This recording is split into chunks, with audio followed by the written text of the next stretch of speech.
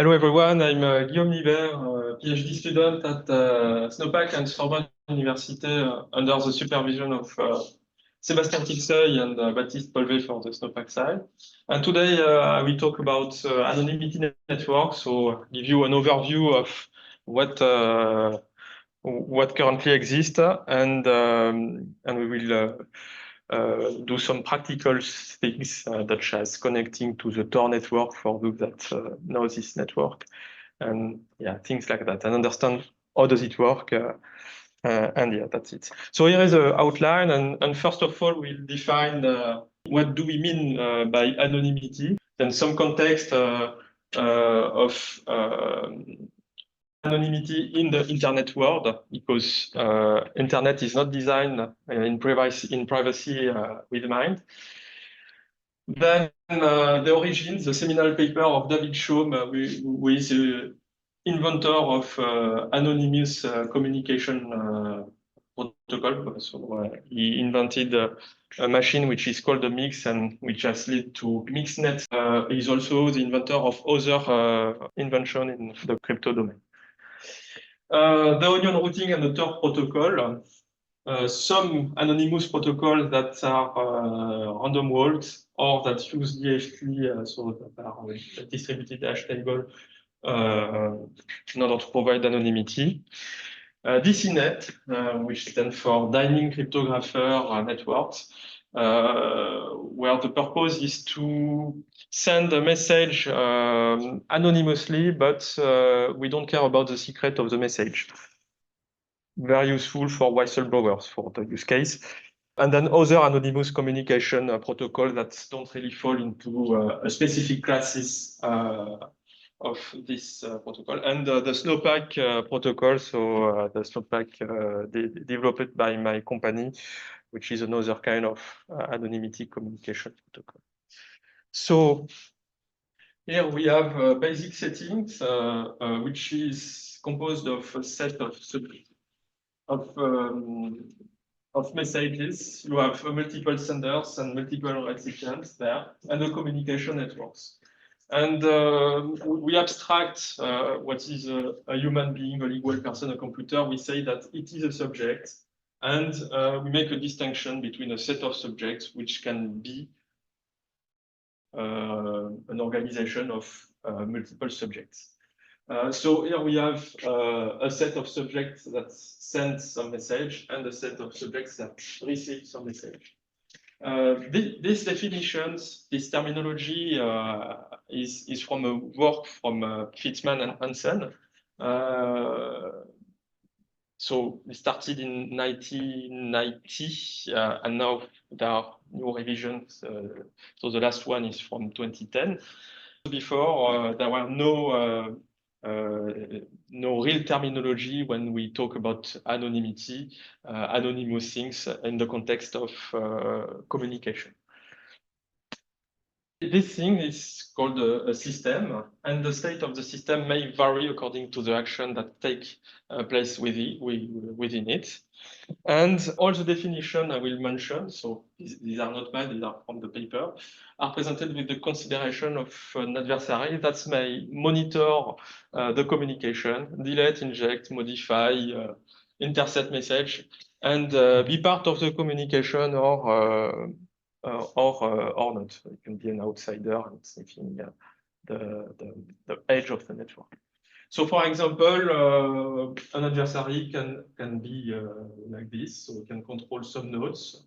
It can see some message that transition the network. It can control some recipients, subjects. That's it. And the first definition of anonymity is that anonymity of a subject means that the subject is not identifiable within the set of subjects. So here you have some anonymity sets. So for example, the largest sender anonymity set is this one. The largest recipient set is this one. And we call it subject, but from the point of view of the adversary, it can be suspects. And anonymity is a function of the knowledge of the adversary. So the goal of the adversary is to reduce the cardinality of these sets to get, for example, one singleton. So Identifiable means. Yeah, so I will explain later what is it. And I will talk about some vague definitions. In the presentation, I will talk about sufficiently indistinguishable, identifiable, and we need some threshold, some metrics to play with that. The idea that within the set of senders, having identified that some people, some subjects are this one are related to a specific item of interest. So the item of interest could be a message, an action, another a recipient, and it is associated with some IOI. Okay, so we can have the version for sender anonymity. So the sender anonymity of a sender means that the sender is not identifiable within a set of potential sender. And this set of potential sender is the sender anonymity set. So you have the same for the recipient anonymity set. And these two sets can be disjoint or intersect each other because for some subject, they can be both senders and recipients. There is, of course, a variation of the cardinality over the times because the adversary has some knowledge and can gain some information over the times. And this implies a reduction of the cardinality of this set. So, for example, you have this adversary that controls some nodes. So, of course, these two nodes are not part of the anonymity set because he controls these nodes. Control because he concretely he has run a specific node or he has compromised a node. There are multiple ways to do that, and this is not part of the subject there. Here in the definition, there is no notion of quantifiability. So a subject is either anonymous or identifiable. One evolution of this definition is to add the notion of sufficiently identified, so it's very vague currently. This definition allows to give something in between being anonymous or completely identifiable. And for that, we might need to use some metrics, some threshold to quantify this. I won't talk about metrics and threshold. Some paper. I will give you the slide of the presentation at the end of this talk. But there are some works on that also. And you have also a definition which quantifies what the attacker has learned from some subjects. And so generally, it implies a reduction of the anonymity set before, so what he has learned at the beginning, so what he learned at the beginning, the a priori knowledge. So what does it mean? So this anonymity delta can be negative or equal to 0, and it should be very strange to have it positive. I will explain why. So negative, it means that the adversary has gained some information, and so the size of the set, the cardinality of the set is smaller. 0 means that there is a perfect preservation of the subject anonymity. The difference between a posteriori knowledge and a priori knowledge is equal to 0.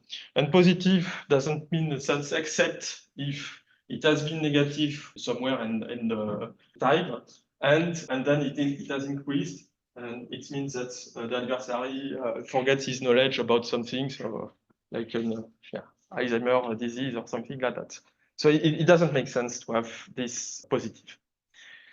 Then you have more definitions, and we'll see that we can associate this definition to give a new definition of anonymity. So for example, unlinkability of two or more items of interest. So these are called IOI, and this can be subjects, action that take place inside the system. From an attacker's perspective, means that within the system, the attacker cannot sufficiently distinguish whether these IOI are related or not. So same as before, sufficiently for this definition allows just the use of metrics to give something in between fully unlinkable or not at all linkable. So this is the opposite definition. And you have the same, the linkability delta for that.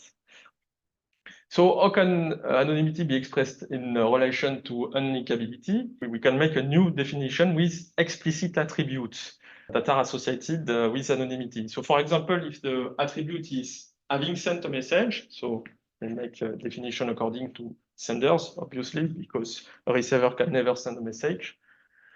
Let's suppose that we are focused on this subject.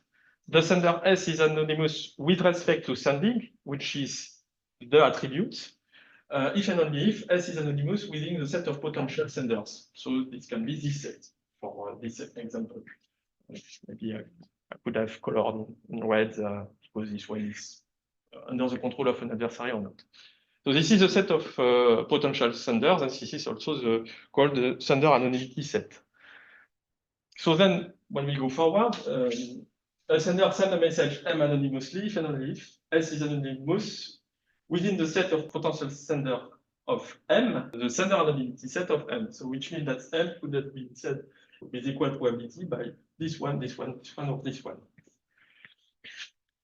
You have the same, so if we have the idea that there is no, not only one message that are inside an anonymity network, generally there are multiple users, and of course, multiple messages that transit in the network. And we can also have this statement according to the point of view of this IOL. So you have a message M which is sent anonymously if and only if M can have been sent by each potential sender. So this each potential server, these ones that are located in this set. Okay, go further. So this is for the set of multiple message M. And these definitions works also for receiving message, but we need the other attribute, which is having received the message. And so we can define anonymity with respect to two attributes, which can be having sent and having received, which will be after very interesting when we want to talk about unlinkability between a sender and receiver. But just before, we have this new definition, anonymity of a subject with respect to an attribute. So we have, for example, this one, to an attribute or attributes in general, it can be it's plural, may be defined as unlinkability of this subject and this attribute. So yeah. Still coming back to the question, I don't understand how exactly you define could have been sent by any sender. So it could have been sent because it looks like you're referring to some indistinguishability, like someone cannot distinguish two executions in which this message is sent by A or sent by B, and A and B same. Yeah. So, but it can distinguish by observing what exactly. The message that transit over the network, and he has done. If the adversary is able to trace the message. They are allowed to the network because it knows where it comes from, right? So you should assume something about the power of the adversary. So I guess I don't know. I guess this talk is about defining anonymity, and I'm missing the definition. I'm asking because I use this definition. Yeah, I understand. When you go further, you have more details in the definitions, and that correspond to specific kind of adversaries. So we'll see then after there is a very strong property which is called an observability when you add random noise, and which make very difficult to. So yeah, according to your adversary, you can identify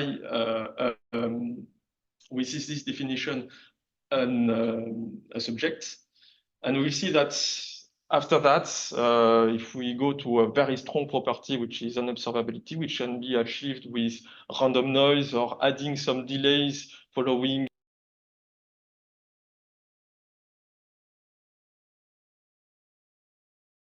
I don't know, I work in cyber, but not especially in Spark, but I think that this kind of adversary is quite strong, quite hard.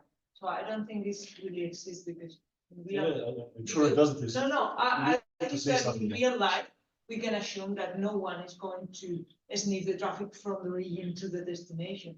So as you mentioned, the thread model can be just in the middle, let's say, but not from the beginning, because I think it's not realistic. Yeah, and this kind of adversary that can be seen as unreasonable to consider are still some definition associated that are very, very strong. So for a very strong theoretical. This is beginning coming from this one reference, right? Yeah, this is the paper from Pittman and Hansen. Which is it? What kind of conference journal? What kind of community? I can find it. It's just. Yeah. Book station, lecture note in computer science, which Springer and Right.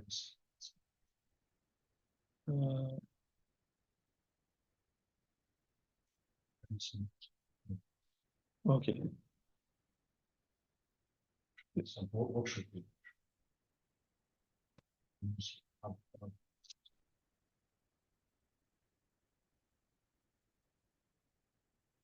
Ah, Yeah, well, that's good. okay. So, Point in this. and yeah, anonymity of the subject with respect to a specific attribute may be defined as an uniqueability of this subject and this attribute. So you have the declination if you are focused on sender anonymity or recipient anonymity, and you can define another version of anonymity, which is relationship anonymity, and which is very useful when you don't want to, when you want to define that S is, and you don't want to see that S is communicating with R.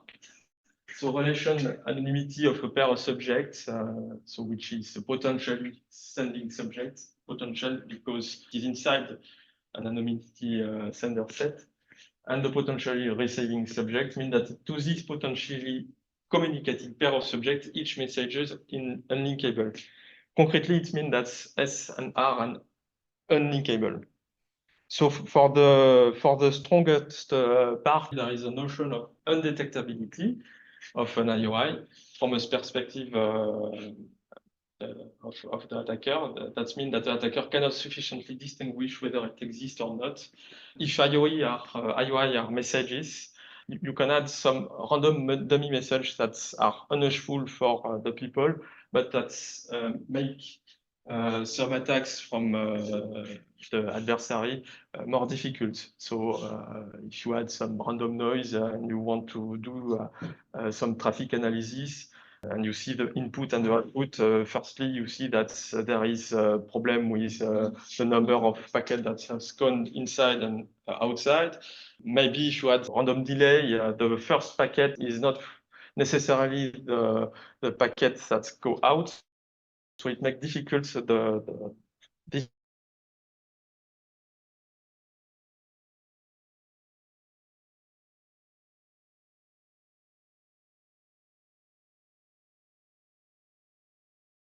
used for not being able to detect that is it a real message or is it a random noise. You have, of course, perfect version, but as I said, I don't go into the details of the metrics. There are some implications, so we'll go further because we have a lot of things to do.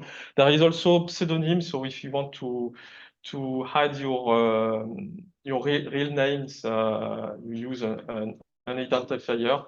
So you can gain some anonymity also because you are more resistant to a kind of adversary that is able to go to this layer, but not this layer. So maybe as is know that this guy who has a specific pseudonym is related with this message, which is an IOI, but he doesn't know the name of the sender. Okay, so there are some extension, and yeah, if you go, if you want more info, I don't know why the DUI is not working today. So here we go for the context. First of all, internet is not designed for privacy, so go in more concrete way. This is a communication. Alice is just the protocol. Alice send a message to Bob and Bob receive it. If we are only using the internet network, Alice send an IP packet which contains the source of destination and the content of the message.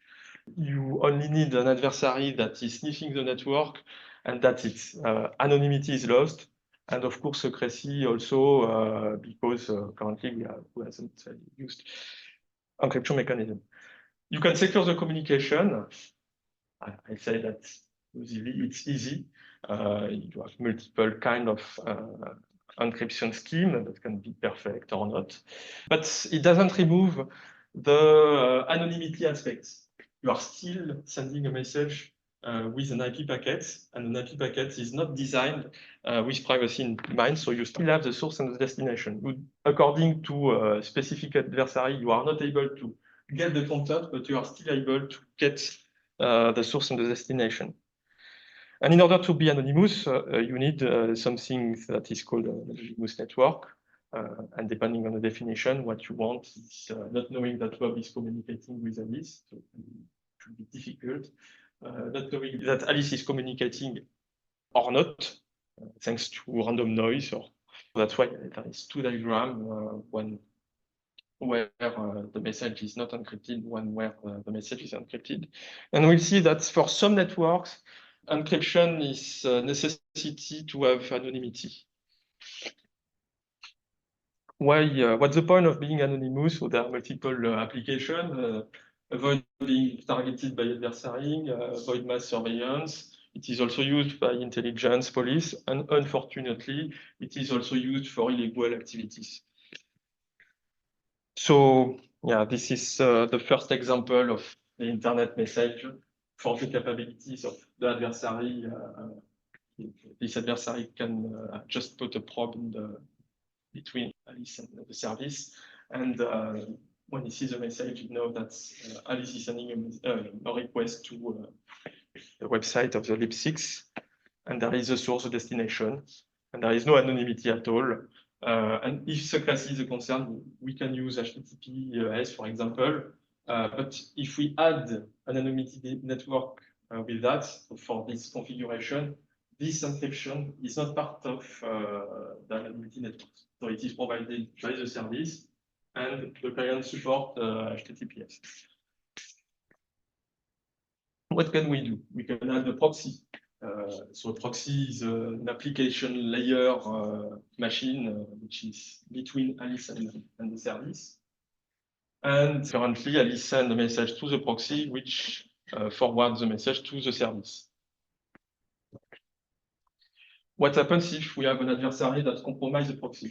We see that Alice is connected to the service. So the main issue there is that in this configuration, the proxy is a trusted tier.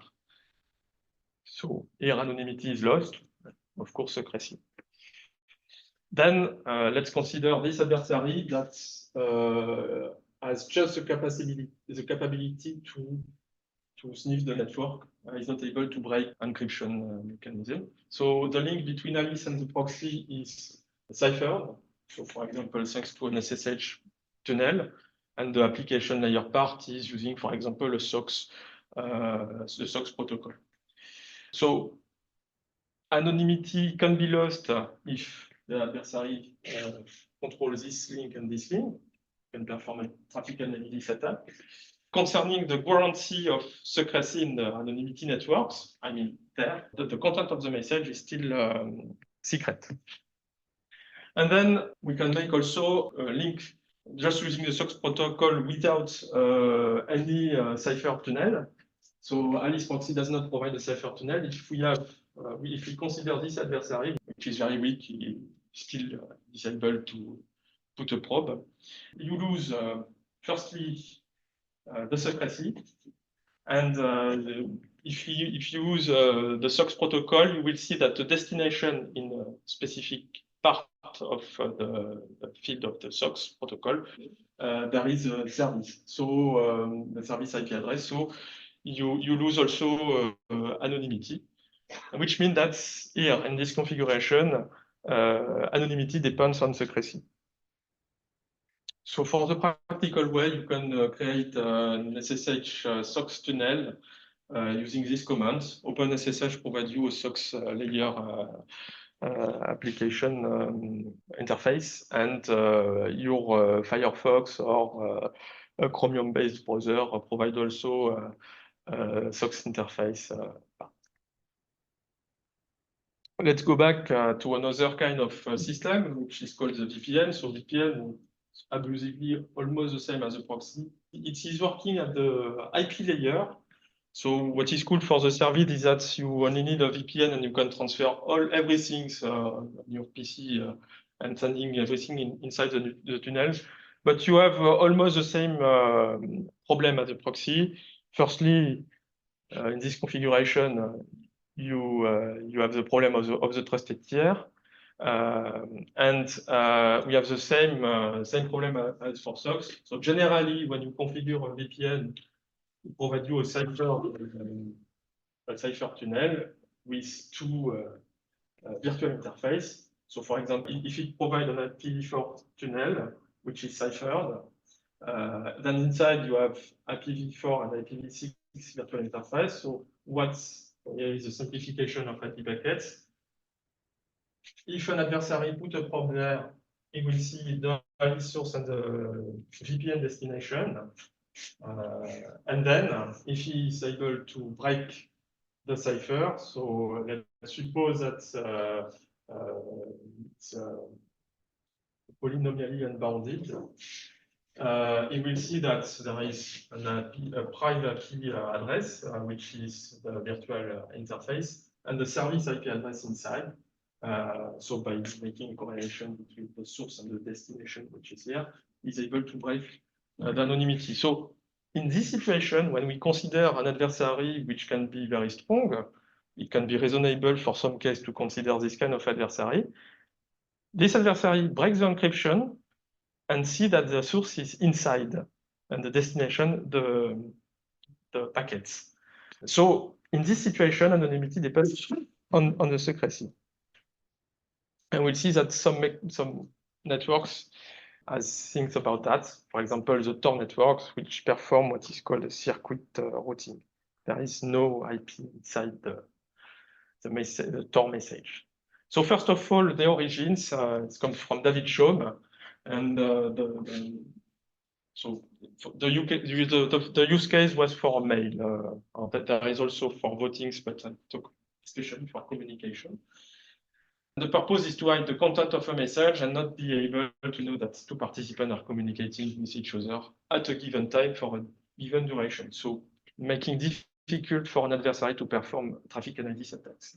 And how to do that? Using cryptographic tools and a machine, which is called a mix, that is connected to either another mix or directly the service. So first of all, there is a mix. You have multiple participants that are connected to this mix, multiple recipients. And for example, if we are focused on Alice and Bob, so the usage is an end-to-end communication, Alice wants to send a message to Bob. What happens? So the mix gather many messages from different participants in a specific order. Then he applies some cryptographic operation and he reorder them in a new order, and he sends it in a bursty way to the recipient. So which make traffic analysis attacks difficult because the first item that has been input in the mix is not necessarily the first item that will be output. And these are still ciphertext, but not the same. So concretely, you have a message M, you have a public key of an agent, a private key of an agent, and this is the same notation for defining the function that does the decryption using the private key and the encryption using the public key. So you have this equation, and I told, okay, this is not good, this equation, because you can guess two messages. So y is equal to M by testing K, so K y is equal to K A of M. And so to resolve this problem, they had random bits concatenated with M before the encryption. And how does it work concretely when Alice wants to send a message? Let's forget this guy. Alice encrypts firstly the message using the public key of Bob, using this random bit and the real message. And this is the identity of both. Then it is encrypted with the public key of the mix. And you see the preliminaries of onion routing, and you have created the whole message. It is sent to the mix, and then it is decrypted, but you still have the secret because it is end-to-end, and Bob receives this message and decrypts it using its private key, and he gets them. The problem here is that you have still the same problem with trusted tier. If you have this adversary inside the machine, anonymity is lost. Not necessarily secrecy, depending on which are the capabilities of the adversary. So currently, we are using asymmetric cryptographic operation only. If it is an unavoidably bounded adversary, can break and lose secrecy. Yeah. And there is another problem with that is for the quality of service, it is very CPU intensive, and you have a bursty communication because firstly, the mix need to wait the good amount of message in order to send the message. So it's quite long. You cannot perform VoIP. If it is not the case, they have somewhere implemented adding some messages that are not useful. The problem of the trusted tiers can be solved by adding NMix. And it has been proved that we only need a single honest mix to preserve anonymity. There are some systems that implement the signature and verification also with that. And now, so there have been a lot of research on mix, some with the use case of emailing. You have the web mix, you have also real-time mixes. It was a real subject to improve the performance. And now there are 3 popular implementations, and they are still actively developed. So the first one was Cats and Post, which was part of an Edge 2020 project. And it is open source. And the anonymity network is called Loopix, and use something that is called Shanks. It's a packet mix format where you can encode the root. The problem there is that you put the address of the nodes you want to contact. There is XX Messenger, which has been also created in 2017 by David Chaum. CMix and Loopix that are used as recent mixnets has taken into account the problematic of quality of service. And here you have an instant messenger application. For the next one, it is used also for real-time communication. So making possible real-time application.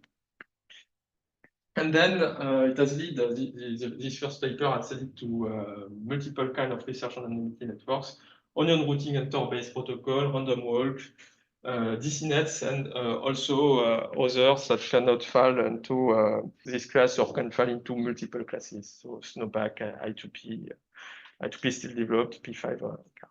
So onion routing, so for the installation, you just go to torproject.org and you can download, and there is a binary for almost all systems in the world.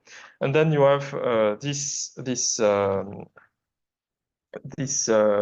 Firefox, which is a little bit tuned and which implement the Tor clients. So when I go to connect, when I click on connect, I'm connected to the Tor network. And when I go to links.fr, I see that there is the same links website we are used to contact. And what is the difference is when you click on there, you have this browser, Spain, Sweden, and United States. So you have multiple nodes. And in fact, it takes inspiration from the mixnet, but without performing mixing. It can be seen as a chain of VPN or proxy because it is at the layer, at the application layer. You need a specific application, which is a Tor web browser. Some other works also. You have Brave. And yeah, that's it. How does it work? So firstly, when you are connected, all Tor links are TLS encrypted. And then you have some message. So the Tor relays are called OR or OP. So OR are onion relay, and OP is onion proxy, and which is built inside the Firefox Tor browser. The Tor network is located there, and we are in a case where we contact a non-Tor service, which is a Lynx. Lynx is an internet service. The messages are called Tor cells. They are constant size to make difficult traffic analysis attacks also. Every people that are in the Tor networks use the same size packet. So since the V4 of the protocol, it's 540 bytes. There is a circID, which is used for creating a kind of routing table based on the circID, some commands and a payload. We'll see the command of creating a circuit and releasing an HTTP request. So first of all, each node has a public and a private key. The problem is that when you transfer and use only public keys, very expensive in terms of CPU, so they exchange a shared key thanks to a Diffie-Hellman exchange. So in the message, we will have, for example, one as a circuit ID for this link. The command create because she wants Alice to create links between herself and the first onion proxy, and she encrypts the part of the element which will be used to create the shared key K1, which is encrypted with the public key of OR1. OR1 is responsible for generating the Y1 and creating the key, which is G of X1 Y1. And then it sends back GY1 and an hash of the shared key. And then she can compute locally because she knows G of X1, she has G of Y1, and she checks if it is the right hash. This is the same to go to OR2, and as you see, there is no IP. There is a circuit ID, there is no IP. The IP is just located in the IP layer here, and this is the only information that is not encrypted there that an attacker can get. Then there is an extension, so the Alice sends a relay cell, which is a fixed length, using the circuit ID 1 because she wants to use 1. She performs the same operation. Then there is a new version of circuit there and a new exchange of symmetric key, which will be used successively to form an onion encryption layer using symmetric keys. And the routing is done thanks to this circuit. So there you have a kind of routing table, but at an application layer, at the circuit level, which means that circuit ID 1 is associated with circuit ID 2. So when I receive some data message, it is from circuit ID 1, it will be necessarily forwarded to circuit ID 2. And then in the end, you have multiple routing table, and you can use only your relay cells, which encapsulate some specific headers, and also your HTTP or HTTPS request. And the HTTPS request, even if it is an encrypted one, this encryption is not part of the Tor network. Now let's go to Onion service. These are the end-to-end mode of Tor. So when you go to this one or to Tor project, there is a redirection in the Tor protocol. You arrive at, generally it's quite longer because there are more nodes. This address is horrible, but they mean something. Part of things that are in this address correspond to a public key. And you are to the Tor hidden service or onion service, depending on which term you want to use. And then when you click on it, you have your 3 nodes that you have created, and something there, onion state relay, and we don't know them, and the onion address. And we do not know the IP address of this onion address. And how to access an onion service, it is thanks to some magics and DHT tables. So first of all, we have our onion service, we have an onion address, and this onion service has a public key, which is, so in reality, part of the onion address contains the public key. In this slide, this simplification, this part corresponds to the public key, and he has also a private key with this onion service. The public key is part of the onion address, as I said, and this onion service chooses at least 3 introduction points, encrypted using Tor. Then this onion service creates a message that contains the onion address, this introduction point address, plus a public key of himself, which is everything synced with his private key. And it is sent to a distributed hash table. This is thanks to also Tor. This is not a node. This is a decentralized database. It can be viewed as a CPP map or a Python Dix, and it works like the key value. Here, the key is the onion address, and the value is the signature and the 3 introduction point address, plus the public key of the onion service. Then Alice gets from a friend the onion address of the onion service. And how can she contact the service? First of all, she makes a request to the distributed hash table to get the introduction point and the public key of the onion service to make a verification, because she already has from his friends. She verifies the signature of the onion service. So this is called the descriptor, the onion service. And when the verification is done, she trusts the introduction point, and she will make some things with that. But first of all, as she has trusted the introduction point, she will choose a rendezvous point, which is down there, and send a one-time secret to it. So this one-time secret is now at there. Then the one-time secret is also sent to one of the introduction points, which contain the secret and the rendezvous point address. It reaches the onion service, because the onion service is already connected to each of the introduction point, and make some verification. Okay, I refuse. Not okay, I refuse. Okay, I accept the connection. And then he sends the one-time secret to the rendezvous point. There is a check. If it is okay, the connection is established. They negotiate a symmetric key using their own public and private key to have end-to-end encryption. And in the end, so this is an image from Wikipedia, you have your 3 layers of encryption, your onion there. When you arrive at here, you have no more encryption, so you still, if you want secret, need the end-to-end encryption between Alice and Bob.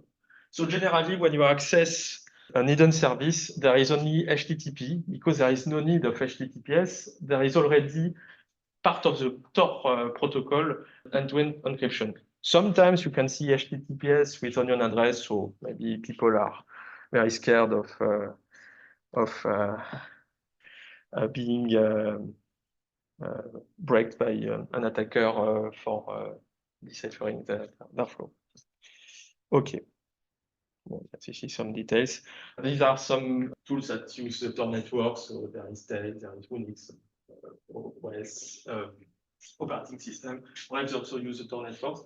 There is another based on Tor, but it's not a Tor network. They operate their own nodes. It's called Lokinet.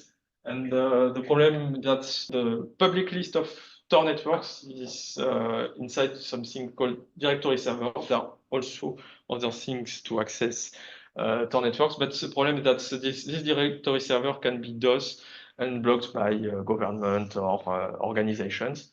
So Lokinet is a project to solve that, but Tor already has done some research also to do that. There are also some research, so it's a non-exhaustive list. You have a lot of work on that. There is one in Toulouse class, which is called Castor, and the aim is to be resistant to powerful adversaries, so they use post-quantum cryptography. I'm not an expert of this project, and you can see the survey in 15. So you have some protocols also that do random walks. I won't go into the details. This basically there are not a lot of research because they are considered as bad in terms of anonymity. The first project was Crowds. You toss a coin and you send your request if it is to a server, which is a proxy, and if it's tailed, you send your request to a service. But sometimes you have only one intermediary, and you have still the problem of trusted tiers. Otherwise, you have DHT, and DHT are very used for anonymity, even for Tor, as you have seen for the hidden service. There are two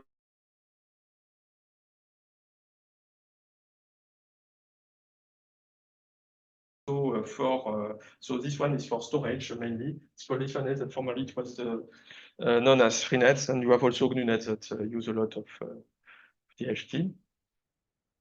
And then you have DCNet, so that are a little bit different as before because secrecy is not a concern. And that way it can be used for whistleblowers.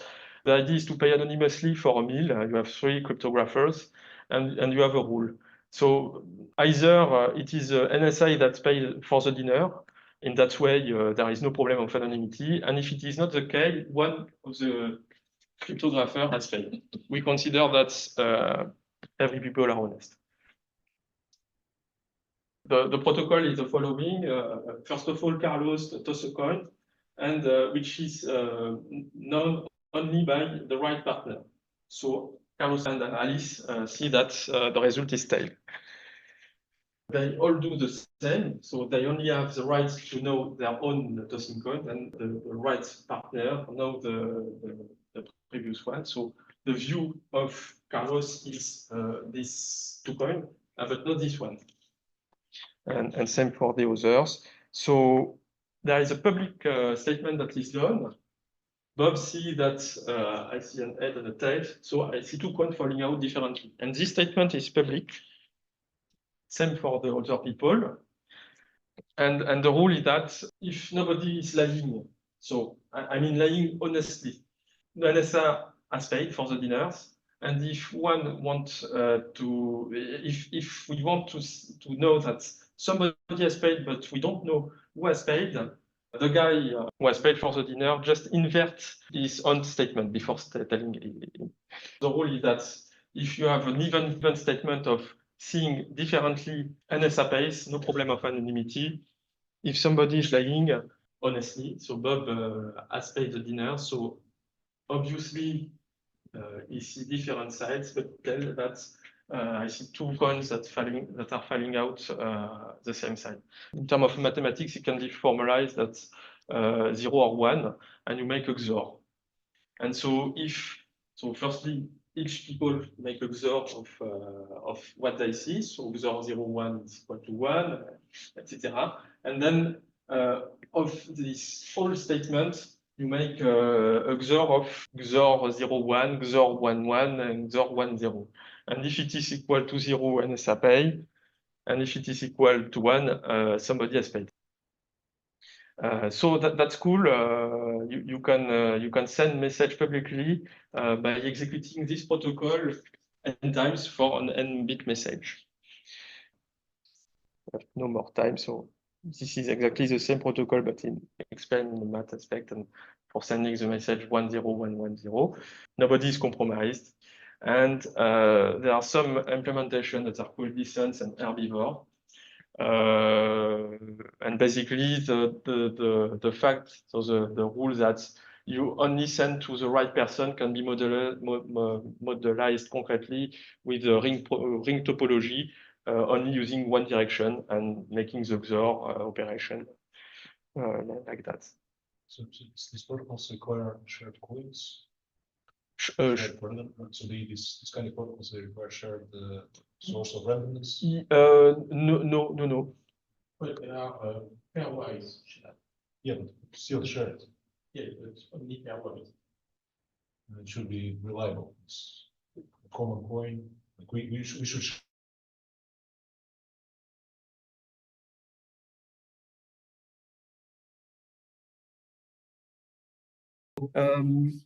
Yeah, so there is no sort of DNS. There is no DNS as the usual way. This is using a DHT. So first of all, you gather the onion address by your friend outside of the Tor network, and then when you want to connect to the system, you have to. The DNS is the DHT.